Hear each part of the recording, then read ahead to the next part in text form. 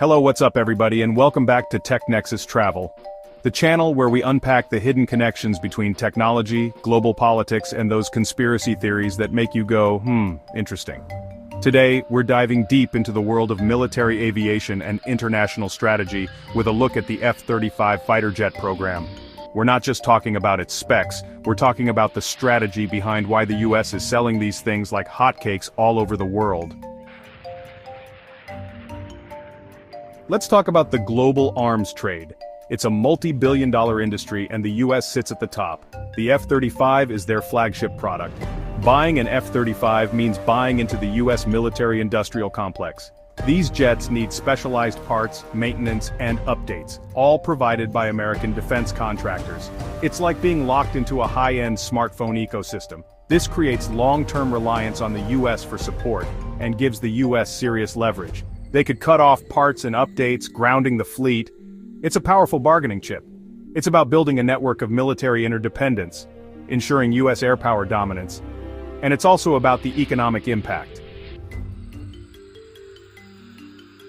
We're talking about a single-engine fighter jet that costs around $80 million a pop. That's more than most supercars, and we're talking about thousands of these things being built. The potential revenue here is astronomical. We're talking hundreds of billions of dollars flowing back into the US economy. Now the argument goes that this massive influx of cash helps to support American jobs, boost the defense industry, and maybe even put a dent in that ever-growing national debt.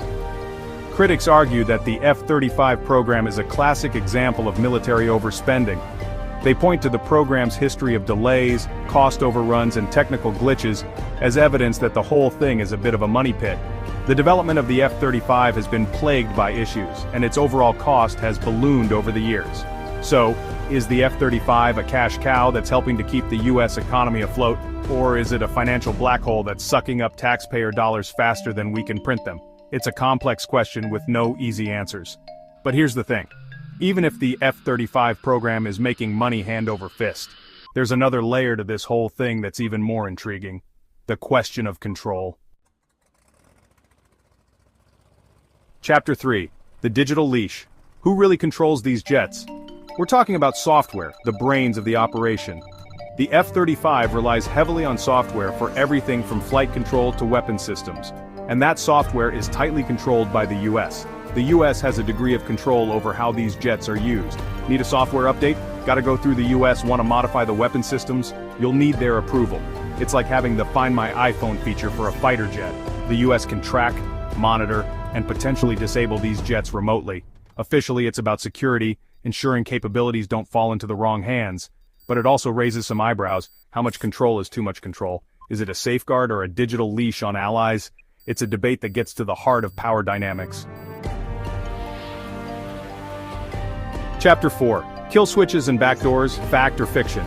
We're talking about the kind of stuff you'd see in a Tom Clancy novel, secret backdoors, kill switches, the ability to remotely disable an enemy's weapon systems with the push of a button. It sounds crazy, right? But in the world of high-stakes espionage and cyber warfare, anything is possible. Now there's no concrete evidence to suggest that the F-35 has these kinds of capabilities. At least, not that's been made public. But the possibility alone is enough to make you wonder. Think about it, if you were designing a multi-billion-dollar fighter jet, wouldn't you build in some safeguards? Some ways to ensure that it couldn't be used against you if it fell into the wrong hands? It would be naive to think that the US wouldn't at least consider these kinds of options. Of course, the US government would never confirm or deny the existence of such capabilities. That's the nature of the game. But the fact that we're even having this conversation speaks volumes about the level of distrust and paranoia that exists in the world today. Chapter 5. A New World Order. Shaping the Global Chessboard. The F-35 is a powerful piece on the global chessboard. The US is selective about who gets it. NATO allies? Sure. Asia-Pacific partners? Absolutely. China or Russia? Not a chance.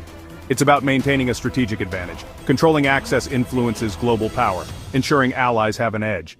Some say it's outdated thinking, but tensions are rising globally.